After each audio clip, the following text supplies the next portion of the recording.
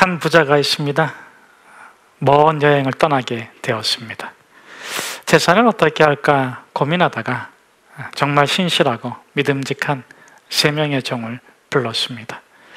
한 사람에겐 5달란트, 두 번째 사람에게는 2달란트, 그리고 맨 마지막 사람에겐 1달란트를 주고 먼 여행을 떠나갔습니다.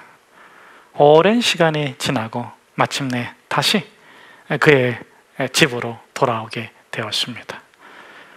3명의 종들이 불이 났게 달려왔습니다. 5달란트를 받았던 종은 10달란트를 주인에게 드리면서 너무 고맙다고, 너무 감사합니다. 주인이시여, 정말 영광을 주인께 드립니다. 그렇게 주인에게 감사의 인사를 올립니다. 그러자 2달란트를 남긴 종도 동일하게 주인께 고마움을 표시합니다. 그러자 주인이 착하고 충성된 종아, 너가 작은 일에 충성하였으니 큰 것을 너에게 맡기겠다. 그리고 10달란트를 돌려주고 또 4달란트를 돌려줍니다. 이 무일푼이었던 종들이 갑자기 10달란트가 생기고 갑자기 4달란트가 생겼습니다.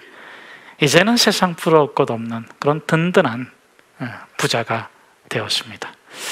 그런데 1달란트 받은 사람은 어떻습니까? 그저 1달란트를 손 부끄럽게 내밀면서 그럽니다. 여기 1달란트가 있습니다. 어찌된 일이냐? 제가 가만히 생각해 보니까 주인 어르신은 참 아주 그냥 질기신 분이시라는 걸 알게 됐습니다. 심지 않은 데서 거두시고 타작하지 않은 데서 모으시는 분이구나. 그래서 제가 주인 어르신의 것을 조금 더 손상을 안 입히려고 땅에다 묻어두었다가 있는 그대로 가져왔습니다. 그러자 주인이 버럭 화를 내면서 그럽니다. 너는 나를 그렇게 모질고 악하고 심지 않은 데서 거두고 타작하지 않은 데서 모으는 그런 파렴치한으로 알았다면, 너가 나를 그렇게 모진 사람으로 알았다면 너가 나에게 화를 당하지 않기 위해서 은행에 맡겨서 그 이자락도 함께 가져와야 할 것이 아니겠느냐? 이 악하고 게으른 종아 하면서 그 종을 어두운 곳으로 쫓아버리고 말았습니다. 사건은 그 다음에 일어났습니다. 거기까지는 그저 상식적인 일이었고 또 축복의 선물이었습니다. 사건이 뭡니까? 1달란트가 문제되었습니다. 누가 가져가야 되나? 누가 받아야 되나? 누구에게 줄 것인가? 그저 상식적으로 생각한다면 어떤 혹자에게 주든지 아니면 4달란트 가지고 있는 자가 적으니 그에게 줄 것만 같았습니다. 그런데 주인은 이 1달란트를 누구에게 줍니까? 10달란트 가지고 있는 소유간 자에게 줍니다. 이 10달란트 받은 사람이 1달란트를 가지라고 하니까 겸손하게 깜짝 놀라서 그럽니다. 안 됩니다. 저는 이미 충분히 있습니다. 이제 주인께서 10달란트를 주셨기에 더 필요 없습니다. 다른 사람에게 주십시오. 그때 주인이 놀라운 진리를 선포합니다. 무릇 있는 자는 받아서 더 풍족하게 되고 없는 자는 그 있는 것마저 빼앗기리라. 마태복음 25장 29절의 말씀입니다. 무릇 있는 자는 받아서 더 풍족하게 되고 없는 자는 그 있는 것마저 빼앗기리라. 자, 여러분, 영적 원리는, 그러면 이 숨겨져 있는 영적 원리는 무엇입니까? 여러분, 이 5달란트 받은 사람이 몇 달란트를 주인에게 드렸느냐 하는 데 숨겨져 있습니다. 자, 이렇게 했다면 어떨까요? 5달란트 받았어요. 열심히 수고하고 애쓰고 노력해가지고 5달란트를 남겼으면 그 남긴 달란트는 누구의 것입니까? 주인은 몇 달란트를 줬다고요? 5달란트. 예? 그쵸? 근데 몇 달란트를 남겼다고요? 5달란트. 이건 어떤 거예요? 주인이 주신 5달란트에다가 내가 수고하고 애쓰고 노력하고 밤한새 막 해가지고 모은 5달란트. 그럼 이건 누구 겁니까? 1달란트를 땅에 묻어둔 사람이 뭘 주장하고 싶은 겁니까? 왜 당신이 나의 수고와 애씀과 노력을 착취합니까? 당신은 정말 악한 사람입니다 하는 거예요. 자, 그런데 그 사람이 모르는 게 있습니다. 그게 뭡니까? 주인의 마음을 몰랐고 주인을 알지 못했기 때문에 주인을 믿지 못한 거예요. 여러분, 주인은 이 비유의 주인은 5달란트를 주고 그 5달란트를 가지고 남긴 10달란트를 자기 걸로 취하는 주인이 아닙니다. 2달란트를 주고 4달란트를 가져오니까 그 4달란트를 자기 것으로 취하는 주인이 아닙니다. 주인은 어떤 분이세요? 악하고 모진 주인이 아니라 남긴 것까지 되돌려 주는 분이 우리 주인이요, 하나님이시요, 축복의 주인 것을 믿습니다. 네. 여기에 영적 원리가 있는 것입니다. 여러분, 하나님은 어떤 분이십니까? 공급자이십니다. 그분은 축복해 주기를 원하세요. 그런데 세상에는 2종류의 사람이 있어요. 1달란트 받은 사람 같은 사람이 있고 2달란트나 5달란트 받은 사람 같은 사람이 있어요. 주인을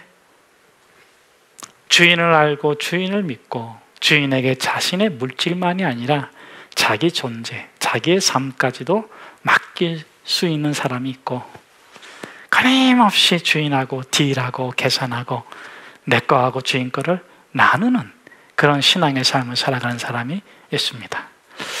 오늘 본문에도 보면 2종류의 사람이 나오는 게 볼 수가 있어요. 첫 번째 종류의 사람은 어떤 사람이냐면 마음을 훔치는 사람, 신앙을 훔치는 사람. 그런데 다른 종류의 사람도 있어요. 마음을 지키는 사람, 신앙을 지키는 사람이 나옵니다. 오늘 본문에는 자유인 이렇게 되어 있는데 이 자유인은 제3계급입니다. 제3계급의 집단이에요. 본래 로마에는 2계급만 있었어요. 2집단만 있어요. 2신분만 있었어요. 로마 시민권자와 노예 혹은 종. 오늘 본문의 이 자유인들은 이방인은 아닙니다. 그 사람들은 사도행전에 경건한 사람들로 표현되어 있는데 여기 있는 사람들은 유대인 중에서 자유인이 된 사람들을 의미하고 있습니다. 자, 이 자유인은 어떤 집단인가? 본래는 2개 집단, 로마 시민권자하고 이 노예, 이런 집단이었는데 노예이지만 열심히 일을 해서 재산을 모아가지고 로마의 시민권을 사든지 자기 신분 상승을 일으킨 사람들이에요. 그들을 가리켜서 자유인이다 이렇게 표현하고 있습니다. 자, 그러니까 이 사람들은 굉장한 재력이 있는 사람입니다. 오늘 본문에도 보니까 장로와 제사장들을 충동질해서 그 일에 앞장서게 할 정도로 유력한 인사들을 움직일 정도의 재력이 있는 자들이 이 자유인들입니다. 그 자유인 중에 한 사람이 스데반이에요. 그런데 그는 복음을 만났습니다. 나머지 자유인들도 메시아를 찾으러 왔지만 아직 복음을 만나지 못하고 율법에 있는 사람들이에요. 자, 여러분, 이 사람들이 마음을 훔치고 신앙을 훔쳤습니다. 그러나 마음을 지키고 신앙을 지킨 스데반의 얼굴은 천사와 같아요. 그럼 이 사람들의 얼굴은 어떨까요? 무슨 얼굴일까요? 무엇과 같을까요? 정답은 천사의 얼굴이다. 왜냐하면 가장하고 있기 때문에.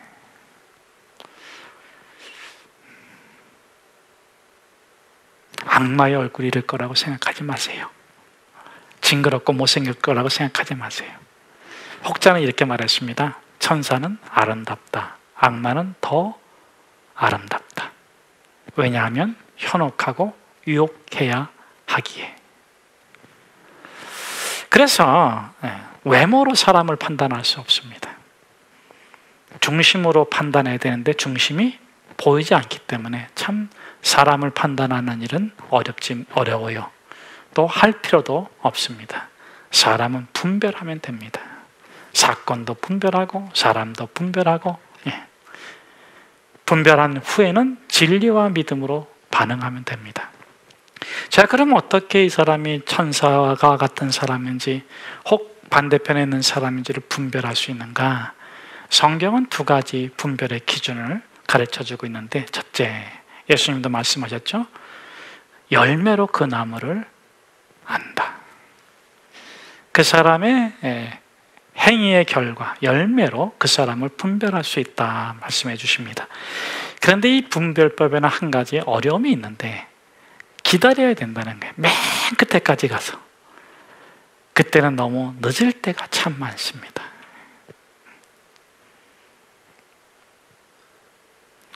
그래서 성경에서는 또 한 가지 분별법을 가르쳐주고 있는데, 그것이 뭐냐면 그 마음에서 가장 지키고 싶어하는 것이 무엇인지를 보면 분별할 수 있어요. 이것은 종종 하나님께서 테스트하시기도 하시는 겁니다. 자, 그러면 제가 여러분들에게 한번 물어보겠습니다. 여러분들은 가장 지키기 원하는 게 뭡니까? 가족, 건강, 재산, 지식, 지위, 뭐 그런 것들입니까? 그런 게 다 소중하죠. 예. 자, 그러면 오늘 천사의 얼굴과 같은 이 스데반은 뭘 가장 소중하게 지킬까요? 그에겐 가족도 소중하고 재산도 소중하고 건강도 소중하고 지위도 소중하고 학식도 소중한데, 그 모든 것을 지켜주는 것을 지키고 있어요. 그게 뭡니까? 그게 바로 믿음입니다. 믿음.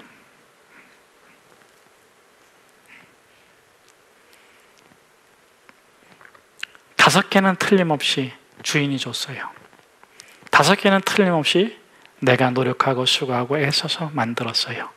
그런데 다섯 개만 맡기는 게 아니라, 다섯 개만 맡기는 사람은 한 달란트 받은 사람하고 똑같은 사람이잖아요. 10개를 맡겨드릴 수 있는 믿음. 스데반이 지키고자 하는 것이 바로 그 믿음입니다. 이것이 스데반의 마지막 설교에 가장 진하게 녹아져 있습니다. 이 다섯 개는 주인 거고 하나님의 것이고, 다섯 개는 내 것입니다. 우리가 노력해서 만들었습니다. 이렇게 구분하는 자들, 그래서 자신의 믿음도 지키고 가정도 지키고 신앙생활도 지키고 재산도 지키고 지위도 지키고자 하는 자들이 율법주의자들이에요. 오늘 본문에서 스데반은 그 사람들을 이렇게 비유적으로 표현하고 있는데, 하란에 머물러 있는 사람. 자, 하나님께서 아브라함을 불러가지고 아브라함을 어디로 가라고 말씀하셨습니까? 그렇죠? 가나안에 가라고 말씀하셨어요. 자, 그런데 아버지 데라가 죽기 이전까지 아브라함이 어디에 있었습니까? 그렇죠? 하란에 머물러 있었습니다. 아버지 데라가 죽은 다음에 가나안으로 갔어요. 비로소 가나안 땅에 도착하게 되었습니다. 자, 여러분, 율법이 뭡니까? 율법은 몽학 선생이잖아요. 참 진리를 가르쳐 주는 것이지, 드러나게 해주시는 것이, 인도해 주는 것이지 참 진리가 아닙니다. 참 진리는 예수 그리스도이시고, 참 진리는 오직 복음입니다. 율법은 그것의 몽학 선생이에요. 그러니까 하란까지 가야지, 하란을 거쳐서 가나안에 가는 것처럼 말이죠. 왜 율법을 믿었습니까? 구원을 얻기 위해서, 메시아를 만나기 위해서.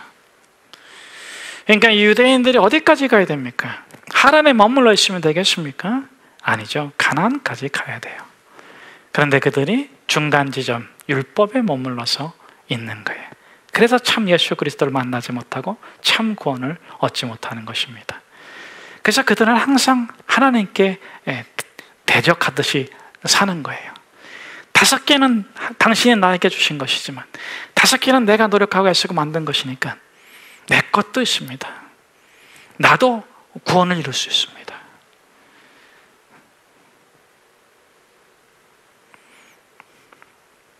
여러분, 그래서 이 스데반이 이 구약을 아브라함을 인용해서 말하는 거예요. 하란에 있으면 안 됩니다. 가나안으로 갑시다. 갈대아 우르를 떠났다면, 메소포타미아를 떠났다면, 본토 친척 아비 집을 떠났다면 가나안까지 갑시다. 가나안까지 가야 합니다. 자, 그럼 이 하란이란 무엇인가? 비스무리한 거예요.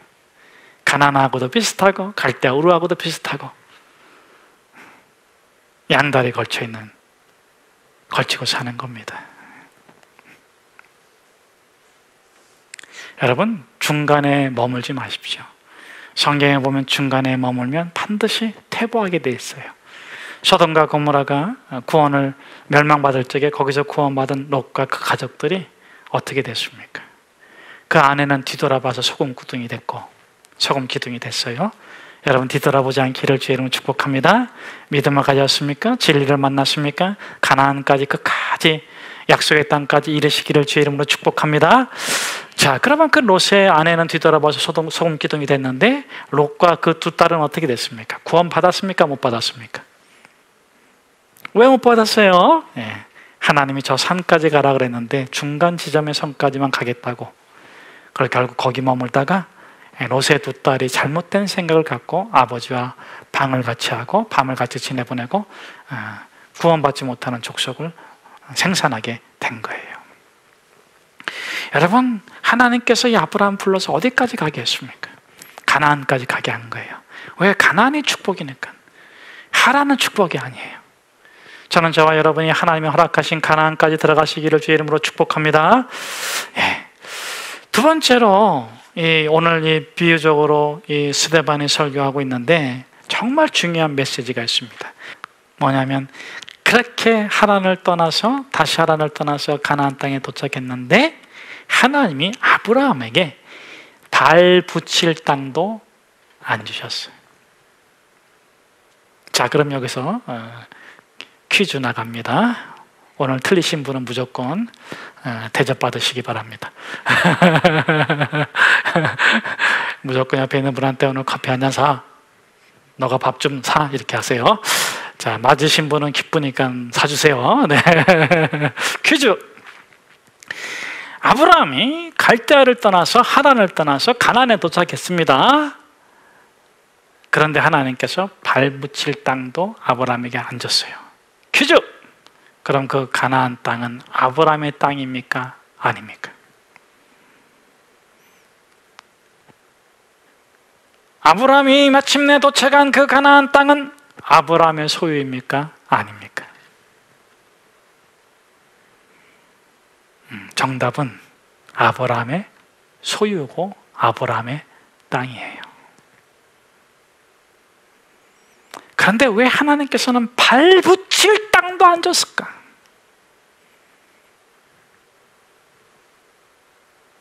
현상에 현혹되지 마라.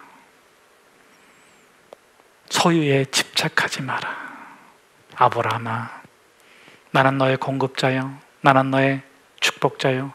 내가 너를 여기까지 이끌어 왔는데 너가 이 가나안 땅에 도착했다고 해서 거기에 마음 두지 마라. 너는 오직 여호와를 믿고 여호와를 의뢰하고 여호와를 신뢰하며 여호와와 함께 믿음으로 반응해라. 그래서 여러분, 이삭도 마지막까지 안 주시는 거예요. 마지막에 주시는 거예요. 그건 아브라함을 괴롭게 하려고 하는 게 아니에요. 아브라함의 믿음이 참 믿음 되게. 그래서 이삭 가지고도 테스트도 또 하시잖아요. 아브라함이 네 거냐 하나님 거냐. 아브라함의 응답은 뭡니까? 주신 이도 하나님이시오 취하신 이도 하나님이시니 하나님의 것입니다. 아브라함의 믿음은 뭡니까? 아들을 주셔서 그 아들을 통해서 하늘의 별과 같이 바다의 모래와 같이 많아질 것이라고 약속하셨으니 그 약속이 이삭을 통해서 이루어질 것을 나는 믿습니다. 아브라함이 이해하지 못하는 건 뭡니까? 제물로 바치면 죽이는 건데 죽은 자가 어떻게 생산할 수 있는가? 그건 이해하지 못해요. 그러나 아브라함은 현상을 믿는 것이 아니라, 물질적 법칙을 믿는 것이 아니라 하나님을 믿고 그 믿음에 반응한 것입니다.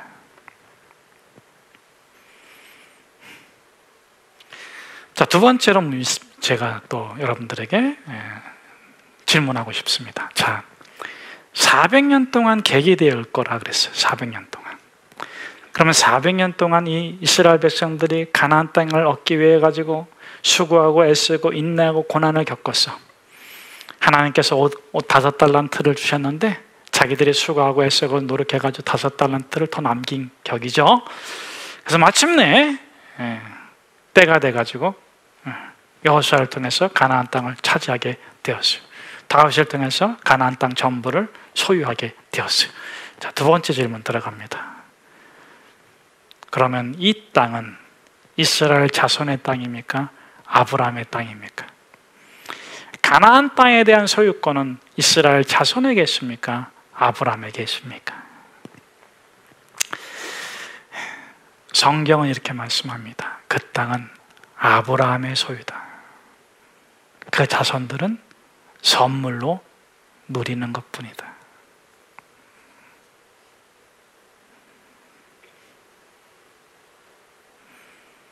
여러분, 이것이 우리가 믿음을 지켜야 되는 이유예요. 여러분, 하나님은요, 어떤 분이신가? 5개를 주고 10개를 남기시는 분이 아니에요. 5개를 주고 5개를 더해 주시는 분이세요. 하나님은 어떤 분이신가? 하나님께 많이 맡긴 자에게 하나님께서 더 맡겨주시는 분이세요. 왜 그렇습니까? 보이지 않는 영적 질서가 보이는 세계를 다스리고 있기 때문에 그래요. 하나님을 신뢰하고 하나님과 함께 일할 수 있는 사람들을 하나님이 세우시는 거예요. 저는 가끔가다 눈을 감고 이렇게 생각해 봅니다. 나의 후손은 어디에 있을까? 나의 후손이 누리는 복은 어디에 있을까? 그런 생각을 이렇게 하면서 제가 스스로 답을 내리는 건 그렇습니다. 내 아들, 딸들, 그 후손의 후손들이 누리는 복은 내 눈물이구나. 그들이 웃고 있다면 내 고통의 기초 위에서 웃고 있겠구나. 그런데 참 신기하게도 그렇게 활짝 웃고 있는 아들, 딸들을 생각해 보면 지금의 수고와 고난이 싹 녹아. 아무렇지도 않아.